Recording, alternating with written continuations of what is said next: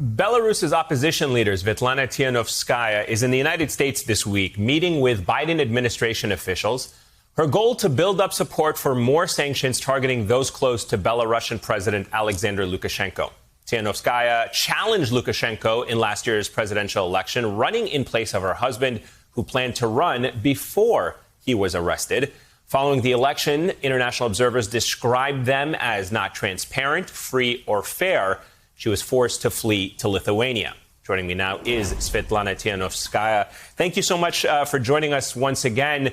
The Biden administration early on said that they would be putting human rights and the defense of democracy at the center of their foreign policy. When it comes to Belarus's case, do you believe that has been the case so far? Yeah, absolutely. Now, in this struggle between autocracy and democracy, Belarus on the front line. And of course, for the countries that are widespread in democratic values, those countries should be with Belarusians at a difficult time when we are fighting against regime, against violence, and for human rights, for law in our country. So, yeah. I know that you met with the Secretary of State, Tony Blinken. You also met with the National Security Advisor, Jake Sullivan. Tell us about those meetings. What do you want to see the Biden administration specifically do next? And did they commit to you that they would follow through on whatever they promised?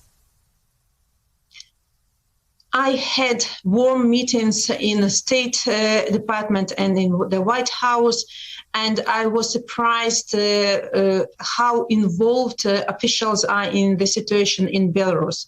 Of course, I updated information about the situation in our country, about violence, escalating of violence by the regime, and I asked to put pressure on the regime with the help of stronger sanctions, sectoral sanctions, to make regime answer to our calls for dialogue.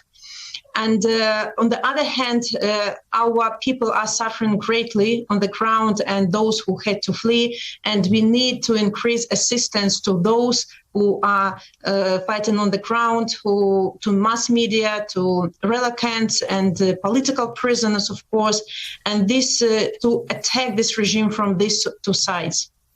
Do you have any concerns at all that by increasing sanctions on President Lukashenko, that it may only drive him closer to President Putin, perhaps even make him more of an authoritarian domestically and make the situation worse for those inside fighting for freedom and democracy?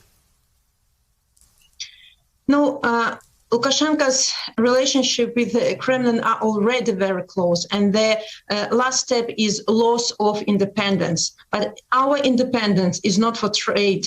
Our sovereignty is the greatest value for our people, and our people are ready to fight for it.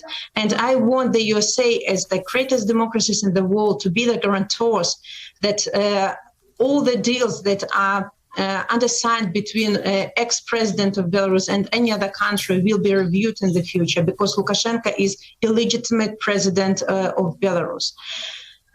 I know your husband's been jailed since May. Do you have any contact with him? How is he doing? He's on his so-called trial at the moment, and we can communicate only through the lawyer, but he's keeping strong. He's wonderful, strong, intellectual person, and he understands that he's innocent, the same as all the other political prisoners, and they bravely fight, and even behind the bars. All right, Svetlana Tikhanovskaya, thank you so much for your time. We always appreciate it.